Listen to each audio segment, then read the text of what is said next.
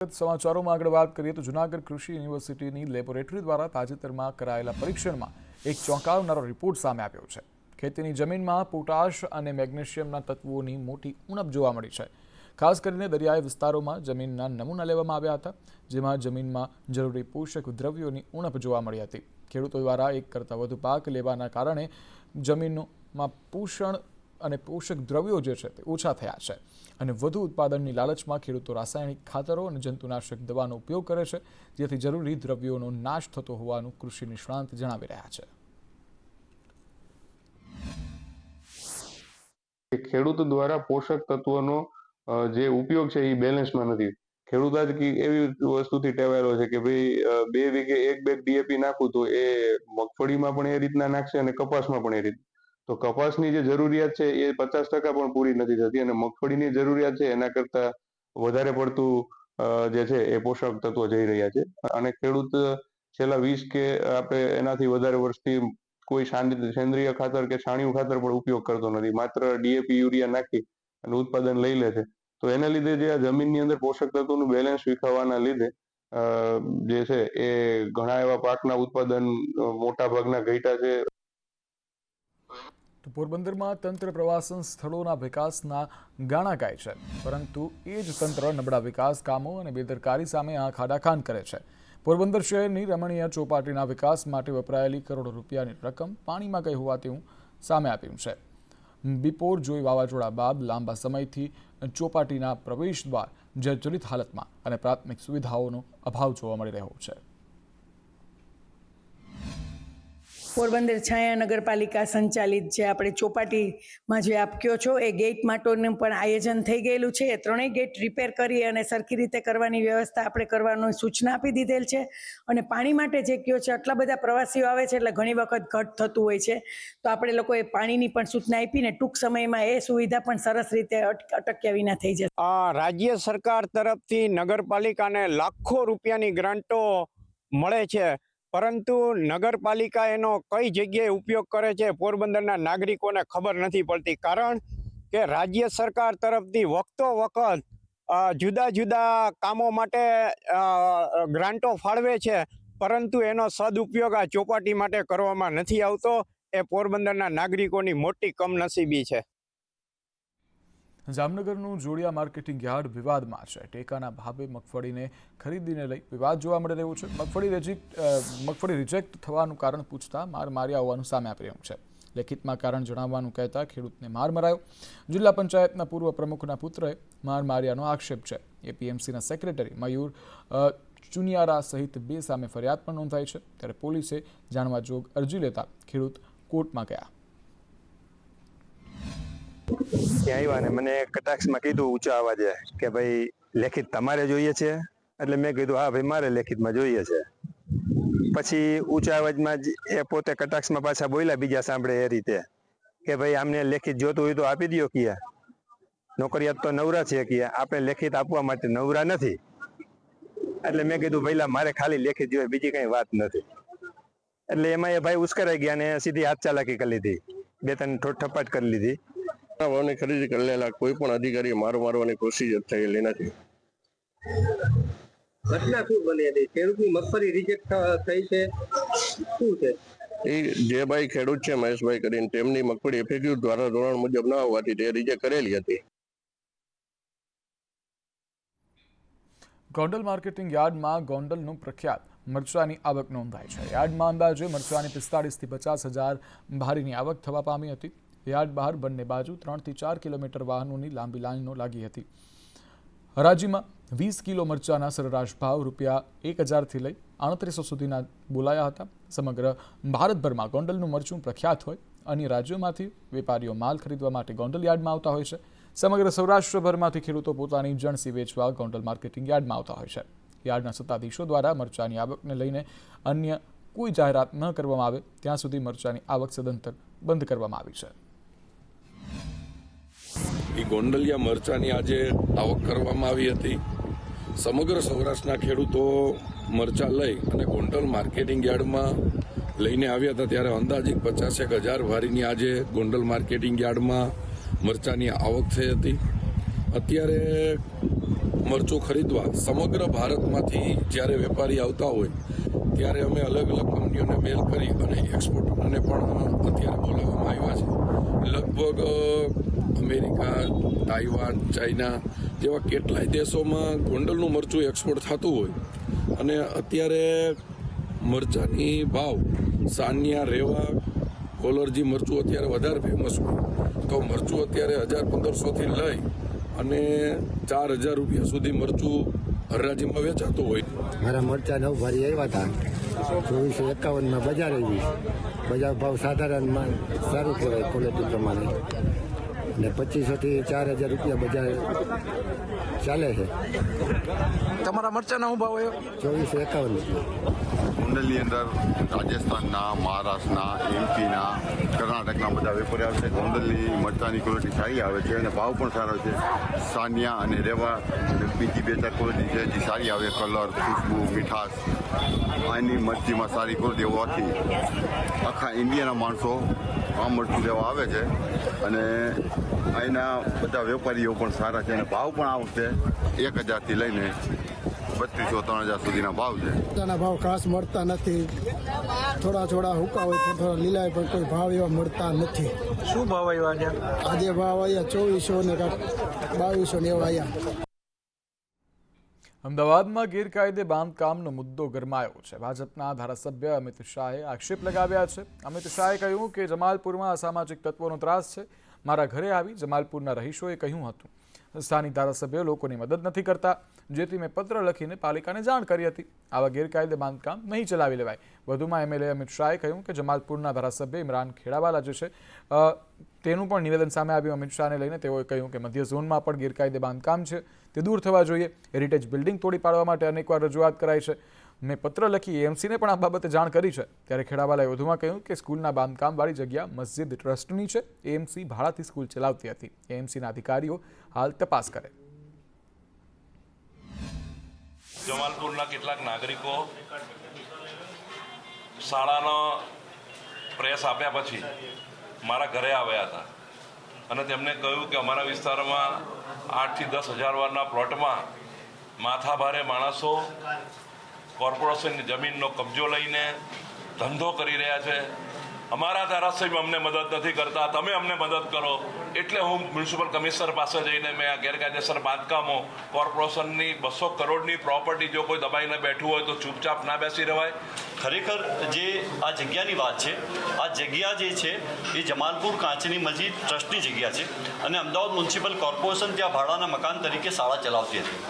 એ ઘણા સમયથી ત્યાં શાળા બંધ હતી અને કોર્પોરેશન તરફથી એને પછી ડિમોલેશન કરવામાં આવ્યું અને અત્યારે જ્યાં દુકાનો છે એ દુકાનો મસ્જિદ ટ્રસ્ટની દુકાનો છે. એમના પાસે ડોક્યુમેન્ટ છે, એના જે પુરાવા છે એ મ્યુનિસિપલ કમિશનરશ્રીને તપાસવા જોઈએ અને જે કાર્યવાહી કરવાની થાય તો ચોક્કસ અમદાવાદ મ્યુનિસિપલ કોર્પોરેશન પાસે સત્તા છે એમને કરવી જોઈએ. રાજકોટ સિટી બસનું કંડક્ટર નશામાં ધૂત હોવાનું સામે આવ્યું. શહેર ભાજપ પ્રમુખ મુકેશ દોશીનું આ બાબતે નિવેદન સામે આવ્યું. તેઓએ કહ્યું કે નિયમ પ્રમાણે ડ્રાઈવરની ભરતી કરવી જોઈએ. વ્યસનોથી દૂર હોય તેવા ડ્રાઈવરોની ભરતી કરવી. માનવ જિંદગીથી વધારે કોઈ વસ્તુ હોઈ શકે નહીં. કડકમાં કડક કાર્યવાહી કરી સસ્પેન્ડ કરવામાં આવે. ત્યારે રાજકોટ શહેર કોંગ્રેસ પ્રમુખ અતુલ રાજાણીનું પણ નિવેદન આવ્યું. તેઓ પણ કહ્યું કે ડ્રાઈવર અને કંડક્ટરનું મેડિકલ ચેકઅપ નથી કરતા. ત્યારે સિટી બસના મેનેજર સાથે પણ મેં વાત કરી છે. નિયમ મુજબ ડ્રાઈવર કંડક્ટરની ભરતી કરવામાં આવે.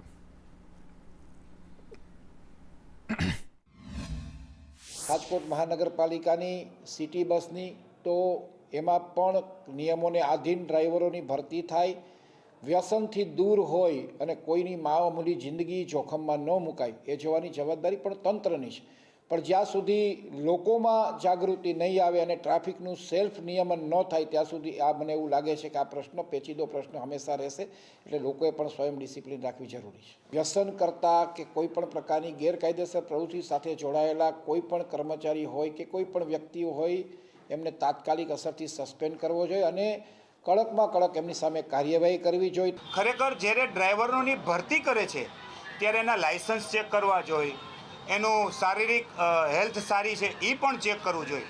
આજ સુધી ચેક કરવામાં આવતું નથી અને જેને તેની ભરતી કરે છે એટલે આવા બનાવો બને છે અને આજે પણ મ્યુનિસિપલ કમિશનરના જે સિટી સંચાલક જે છે એના મેનેજર છે એને પણ સવારમાં મેં વાત કરી છે કે જે આ સિટી બસના સંચાલક જ છે એની સામે કડકમાં કડક પગલાં લેવાય એવી અમારી કોંગ્રેસ પક્ષની માગણી છે. તમે ભરતી કરો, જે રાજકોટ મહાનગરપાલિકાની અંદર જેમ ભરતી કરો છો એમ સિટી બસમાં પણ તમે ભરતી કરો, એના નોર્મ શું છે એને ટ્રેનિંગ આપો અને સિટી બસની અઠવાડિયે 10 દિવસ તમે ચેક કરો ડ્રાઈવર શું કરે છે શું નહીં. આ તો લોલમ ચાલે છે. નકલીની બોલબાલા હજુ પણ યથાવત છે. તમે હોસ્પિટલે કે દવાખાને જશો તો ડૉક્ટર અસલી છે કે નકલી તેની પણ કોઈ ગેરંટી નથી. રાજકોટમાં એક વર્ષમાં 6 નકલી ડૉક્ટર ઝડપાયા છે. કુવાડવા અને થોરાળામાંથી નકલી ડૉક્ટર ઝડપાયા. સ્લમ વિસ્તારમાં દવાખાનું ખોલી અને તેઓ પ્રેક્ટિસ કરતા હતા. મોટી હોસ્પિટલમાં કામ કરીને નકલી તબીબ બન્યા. બાદમાં નાનું ક્લિનિક ખોલી સારવાર કરવાનું શરૂ કરી દીધું. ત્યારે રાજકોટમાં એસઓજી દ્વારા વર્ષ દરમિયાન કુલ 6 નકલી ડૉક્ટરને ઝડપી પાડવામાં આવ્યા છે. 2024ના ચાલુ વર્ષ દરમિયાન રાજકોટ એસઓજી દ્વારા ટોટલ 6 બોગસ ડૉક્ટરોને પકડી પાડવામાં આવેલ છે, જેમાં 4 કુવાડા પોલીસ સ્ટેશનમાં, થોરાડા પોલીસ સ્ટેશનમાં 1 અને આજી ડેમ પોલીસ સ્ટેશનમાં 1 મળીને ટોટલ 6 બોગસ ડૉક્ટરોને પકડી પાડવામાં આવેલ છે. આમાં મોટાભાગના ડૉક્ટરો તપાસ દરમિયાન એવું માલુમ પડેલ છે કે અગાઉ પ્રાઇવેટ હોસ્પિટલમાં પટાવાળા તરીકે અથવા તો કમ્પાઉન્ડર તરીકે નોકરી કરતા હોય અને ત્યારબાદ આ લોકો પ્રેક્ટિસ કરવા માંડે છે.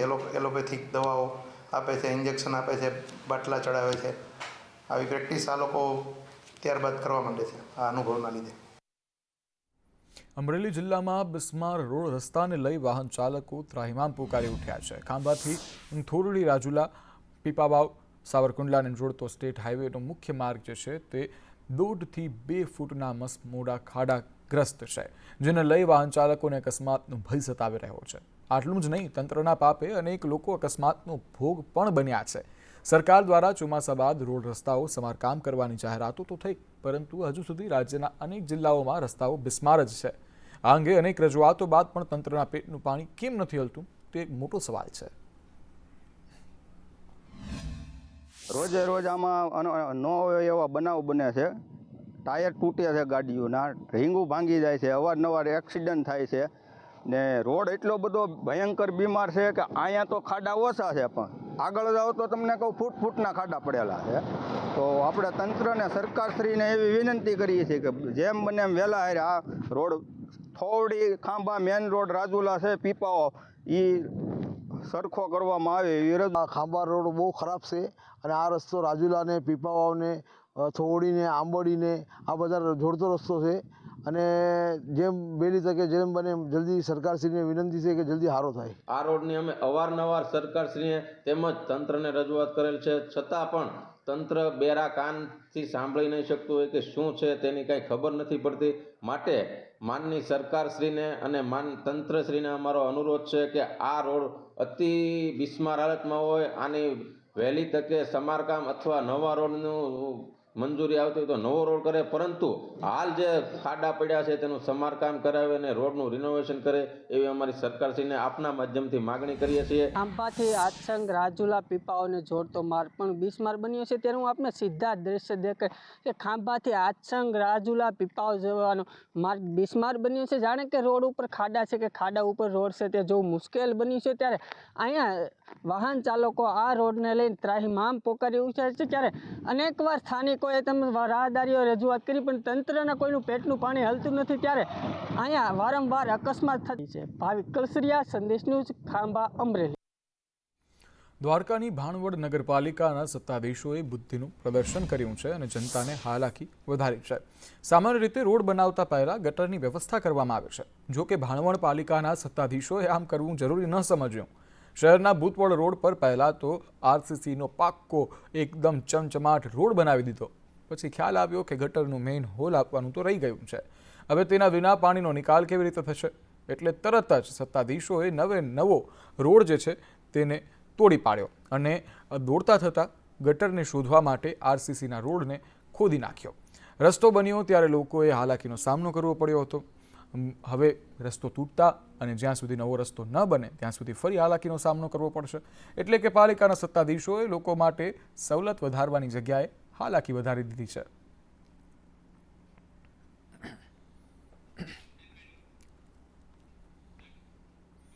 ધોરણ 1 થી 5માં શિક્ષકોની ભરતીમાં જગ્યા વધારવા માટેની માંગ ઉઠી છે, ત્યારે ગાંધીનગરમાં મોટી સંખ્યામાં ઉમેદવારો ઉમટી પડ્યા. 10,000 જગ્યાઓ પર ભરતી કરવાની માંગ છે, ત્યારે ચાલુ વર્ષે 5,000 ઉમેદવારોની ભરતી થઈ રહી છે.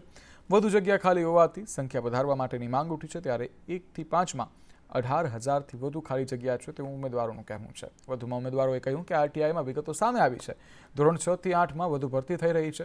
ઉમેદવાર જે છે તે હાલ મુશ્કેલીમાં છે, ત્યારે માધ્યમિક અને ઉચ્ચતર માધ્યમિકમાં વધુ ભરતી કરવામાં આવે તેવી માંગ ઉઠી રહી છે. 6 થી 8માં 70% જેવી ભરતી, જ્યારે 9 થી 10માં 50% જેવી ભરતી અને 11 થી 12માં 50% જેવી ભરતી, જ્યારે ધોરણ 1 થી 5માં 33% જેવી ભરતી કરેલી છે. એટલે કે ધોરણ 1 થી 5માં હાલ 17,980 જગ્યા ખાલી છે. એની સામે સરકારે માત્ર 5,000 જગ્યા આપેલી છે, જે અમારી સાથે અમને અન્યાય લાગે છે. એનું મુખ્ય કારણ તમને જણાવું કે 2011થી 2023 સુધી ધોરણ 1 થી 5માં સરકારે 7,586 જેવી ભરતી કરેલી છે, જ્યારે 6 થી 8માં 50,912 જેવી ભરતી કરેલી છે. એટલે કે 13 વર્ષની અંદર સરકારે વર્ષ દીઠ 1,000 ગણો તો પણ ભરતી નથી કરી. આ અન્યાય અમારી સાથે વર્ષોથી થાય છે.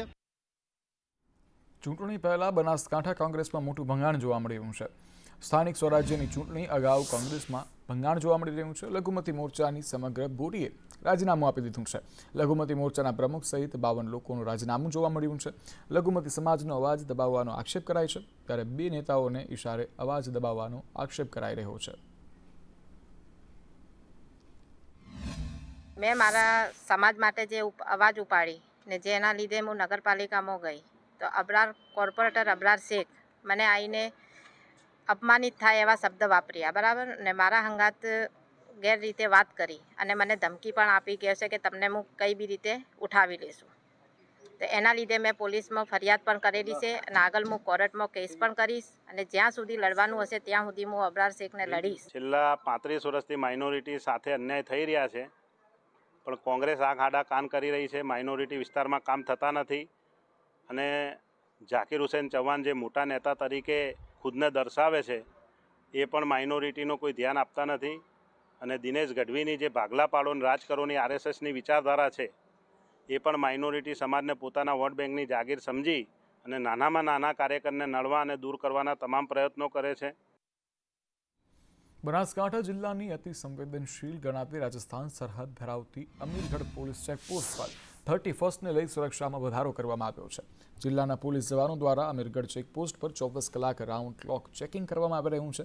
રાજસ્થાનમાંથી ગુજરાતમાં પ્રવેશતા તમામ વાહનો ઉપર body worn camera, breath analyser દ્વારા ચેકિંગ હાથ ધરવામાં આવી રહ્યું છે, ત્યારે એક વાહન અને એક કાર ચાલકને હાલ ચેક કરવામાં આવી રહ્યા છે. બનાસકાંઠા જિલ્લો રાજસ્થાનની સાથે આશરે 290 કિલોમીટર જેટલી લાંબી સરહદ સાથે જોડાયેલો છે. 31 અને 1 જાન્યુઆરીને લઈને હંમેશા પોલીસનું ચેકિંગ અહીંયા ખૂબ સઘન રહેતું હોય છે. અમે લોકોએ હાલમાં 31ને લઈ અને માત્ર 31 અને 1 નહીં, પરંતુ એની પહેલાં પણ 15 દિવસ 20 દિવસ અગાઉથી જ અમે લોકોએ અમારી ચેકપોસ્ટને મજબૂત કરેલી છે. આ સિવાય બનાસકાંઠાની અંદર આવતા બીજા મહત્વની જે ચેકપોસ્ટો છે ત્યાં પણ અમે પોલીસની સંખ્યામાં વધારો કર્યો છે. એ સિવાય બ્રેથ એનાલાઇઝર આપીને કોઈ પણ આવા તત્વો હોય કે જો એ નશો કરીને નશાની હાલતમાં આવતા હોય તો તમામ લોકો પકડાઈ શકે એના માટે થઈને વાહન ચેકિંગને ઓર સુધાર કરેલું છે. એલસીબીની તમામ ટીમો, એસઓજીની તમામ ટીમો અને સાથે સાથે નાસ્તા ફરતા આરોપીને પકડવા માટેની પેરોલ ફરલોની સ્કોડ, આની ટીમ સાથે દરેક પોલીસ સ્ટેશનમાં જે ડિસ્ટાફ હોય છે એ લોકોની અલગ અલગ ટીમો બનાવીને આ તમામ ટીમોને એક સાથે ટાસ્ક આપવામાં આવેલો છે. અરવલ્લી જિલ્લામાં પણ 31 ડિસેમ્બરને લઈ પોલીસ એલર્ટ મોડ પર છે. સરહદી વિસ્તારોમાં વાહનોનું કડક ચેકિંગ કરવામાં આવી રહ્યું છે. શામળાજી અણસોલ ચેકપોસ્ટ પર પોલીસનું રાઉન્ડ ધ ક્લોક ચેકિંગ જોવા મળી રહ્યું છે. જિલ્લામાં કુલ 29 સરહદી ચેકપોસ્ટ કાર્યરત છે. 5 અંતરિયાળ ચેકપોસ્ટ પર સઘન ચેકિંગ છે. અણસોલ ચેકપોસ્ટ પર ડોગ સ્ક્વોડ વાહન ચેકિંગમાં બુટલેગરોના ગુજરાતમાં દારૂ ઘુસાડવાના કિમિયા નિષ્ફળ બનાવવા માટે પોલીસ હાલ સતર્ક છે. આગામી નાતાલ અને 31 ડિસેમ્બરના અનુસંધાને લીકરની જે પ્રવૃત્તિ છે એ સક્રિય થવાની શક્યતા રહેલી છે અને જે અનુસંધાને જેમ કે આપને ખ્યાલ છે કે રાજસ્થાન બોર્ડર આપણા જિલ્લાને અડીને આવેલ છે. એટલે ટોટલ 29 ચેકપોસ્ટ છે અત્યારે કાર્યરત કરેલી છે. ઇન્ટિરિયર જે આપણા પોલીસ સ્ટેશન છે એમાં પણ બીજી 5 જે ચેકપોસ્ટ છે અલગ અલગ કાર્યરત કરેલ છે. ટોટલ આપણે સ્ટાફની વાત કરીએ તો લગભગ 250 જેટલો સ્ટાફ છે એ આપણે અલગ અલગ ચેકપોસ્ટમાં અત્યારે કાર્યરત કરેલો છે. 31 ડિસેમ્બરને હવે ગણતરીના દિવસો બાકી છે ત્યારે અરવલ્લી જિલ્લા પોલીસ દ્વારા રાજસ્થાનની સરહદ ઉપર સઘન ચેકિંગ હાથ ધરવામાં આવ્યું છે. સંદેશ ન્યૂઝ ગ્રાઉન્ડ ઝીરો માટે પહોંચ્યું છે શામળાજી પાસે આવેલી અણસોલ ચેકપોસ્ટ ઉપર. દ્રશ્યમાં સ્પષ્ટ જોઈ શકો છો કે ડોગસ્કોર દ્વારા જે પરપ્રાંતમાંથી આવતા જે નાના મોટા તમામ વાહનો છે એ વાહનોનું કડક હાથે ચેકિંગ હાથ ધરવામાં આવ્યું છે. અરવલ્લી જિલ્લામાં કુલ 29 ચેકપોસ્ટો કાર્યરત છે. 5 ઇન્ટિરિયર એટલે કે ગ્રામ્ય વિસ્તારોમાં પણ ચેકપોસ્ટો આવી છે, ત્યાં પણ તપાસ હાથ ધરવામાં આવી છે. એક અઠવાડિયામાં 1.5 કરોડ જેટલો દારૂ આ ચેકપોસ્ટ ઉપરથી પકડાયો છે ત્યારે પોલીસ દ્વારા સઘન કામગીરી હાથ ધરવામાં આવી છે. જયદીપ પાટિયા સાથે શૈલેષ પંડ્યા, સંદેશ ન્યૂઝ, અરવલ્લી. વડનગર મુકામે માય ભારત સુશાસન દિવસની ઉજવણી કરવામાં આવી હતી અને 7 કિલોમીટર લાંબી પદયાત્રાનું આયોજન કરાયું હતું, જેમાં કેન્દ્રીય મંત્રી મનસુખ માંડવિયાની ઉપસ્થિતિમાં પદયાત્રા યોજાઈ હતી. પૂર્વ વડાપ્રધાન અટલ બિહારી વાજપેયીની જન્મજયંતિ નિમિત્તે પદયાત્રાનું આયોજન કરાયું છે, જેમાં ગૃહમંત્રી હર્ષ સંઘવી અને આરોગ્ય મંત્રી ઋષિકેશ પટેલ પણ ઉપસ્થિત રહ્યા હતા. તાનારીરી મેદાનથી પદયાત્રા શરૂ થઈ 7 કિલોમીટર અંતરમાં ઘાસકોડ દરવાજા, રેલવે સ્ટેશન, મેડિકલ કોલેજ, અમરથોડ દરવાજા થઈ સુશાસન પદયાત્રા પરત તાનારીરી મેદાન પર ફરી હતી. ત્યારે આ પદયાત્રામાં મોટી સંખ્યામાં લોકો પણ જોડાયા હતા. માય ભારતના વોલેન્ટિયર દ્વારા સુશાસન દિવસના ઉપલક્ષમાં પ્રધાનમંત્રી મોદીજીના જન્મસ્થાન વડનગર ખાતે પદયાત્રાનું આયોજન કરવામાં આવ્યું છે. યુવાઓ દ્વારા આ પદયાત્રાથી સુશાસનનો સંદેશ, યુવાઓ દ્વારા વિકસિત ભારતમાં ભાગીદારી, બંધારણ પ્રત્યે યુવાઓનું કર્તવ્ય એ સંદેશ આ પદયાત્રા દ્વારા માય ભારતના વોલેન્ટિયર દેવા માગે છે.